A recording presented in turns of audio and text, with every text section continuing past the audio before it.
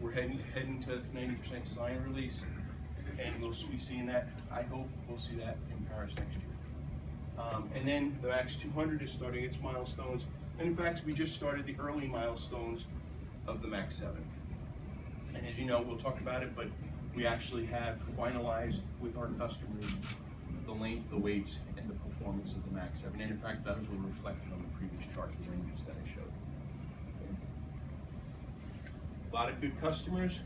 I used to spend a lot of time with these guys as the chief engineer. We're really happy with the customers that we have. Some of the best customers in the world flying the best airplane in the world, the most successful airplane in the world. So here's the MAX 7. We announced a new customer today. We've talked to our launch customers, we've talked to our existing customers, and we've sort of finalized where we want the MAX 7 to be. The MAX 7 will be about 2 seat rows more capable than the 737-700.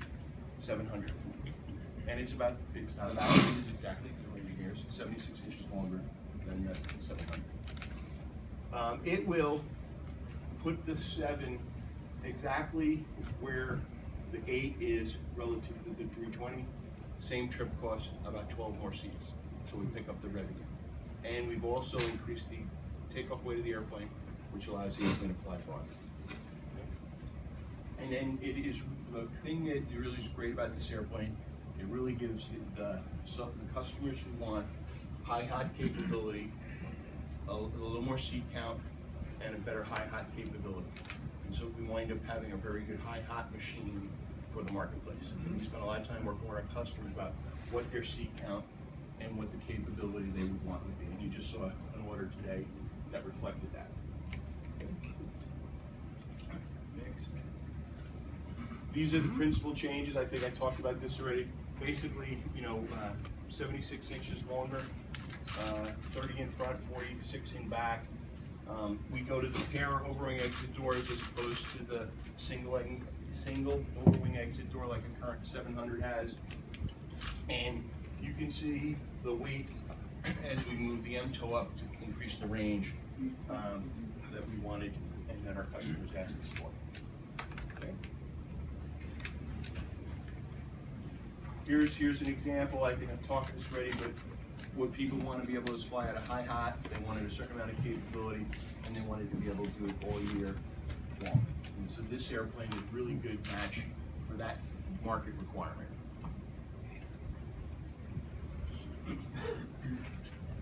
And here's a, excuse me, in summary, you start to see the families of airplanes and where it is relative to seat and trip costs against the competition.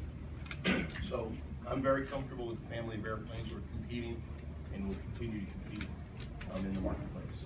And we haven't talked about this, but the MAX 200 is really for low-cost carriers and really gives a lot of seat capability into the 800 by reconfiguring the doors. Because again, that's another one of the key things with the single aisles. Not only do you want to have the right aerodynamics and the right airplane, you really want to have the right door configuration so you have the right locals. So let's switch to the 787 family. We have one member of that family currently in development. The 787-10 is the largest member of the family.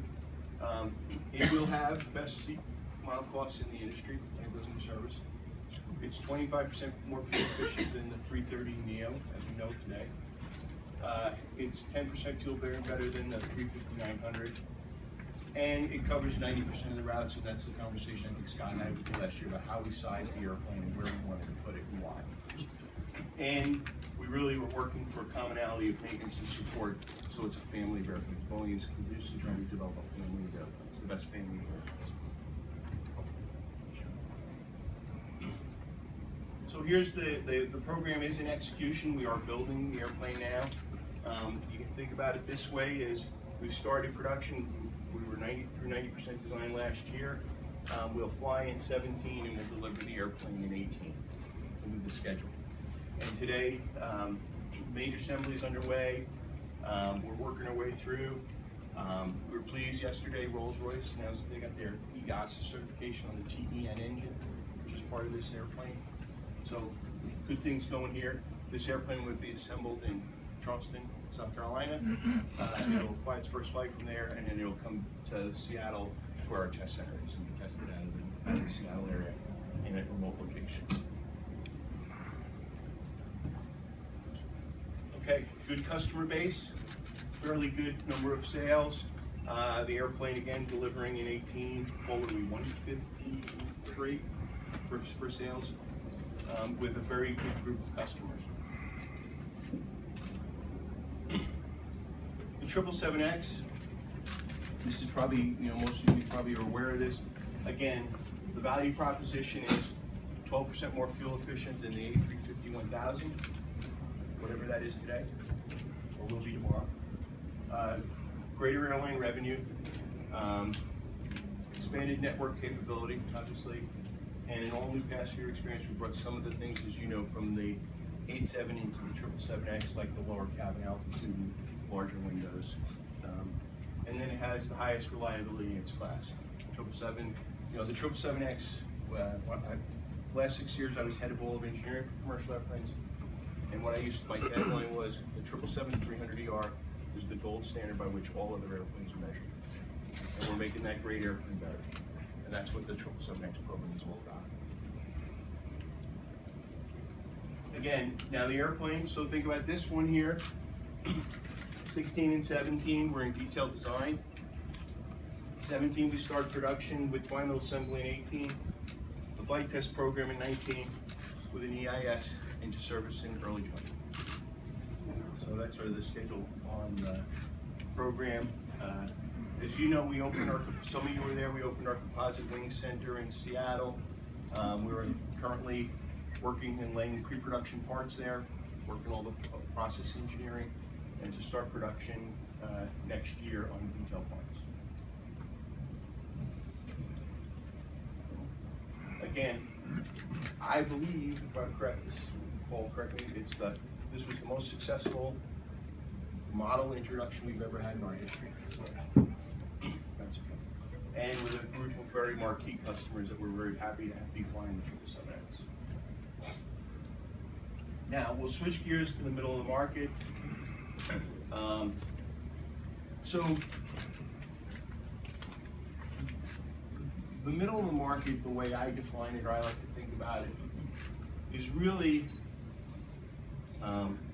last year we were sort of thinking the middle of the market went in this space here. I think today we would say that the middle of the market is sort of in the space from about here, about where the 57 was, to about where the 67, 200 and 300 are. And we've been working with our customers for about the last year, maybe a little bit longer, having a conversation with them about the range that they want to fly and the payload that they want to carry. Mm-hmm. And basically what the customers are telling us is sort of fragmented into 3 inputs.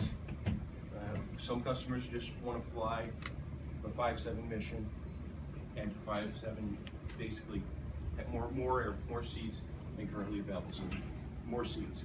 Some customers just want to fly more range, and so some customers want to fly a combination of more range and more seats. But the majority of the customers are in the give us more range than the 57, give us more seats, and that's where the sort of the locus of data points are coming in from the airlines. And so we're working through. So okay, let's go back to the front. You're an aero guy, you're a designer. What's the 2 most important decisions you made? You can't answer the question. When you're designing an airplane, what's the first most important thing you got to lay out? Cross section. Who said that? Payload range. That's the first most important one. And what you said was the second most important. So those are 2 most important decisions you have to make when you're designing an airplane. What's the payload range, and what's the cross section you want to fly? And today, we're working with our customers to understand what is the payload range that they want.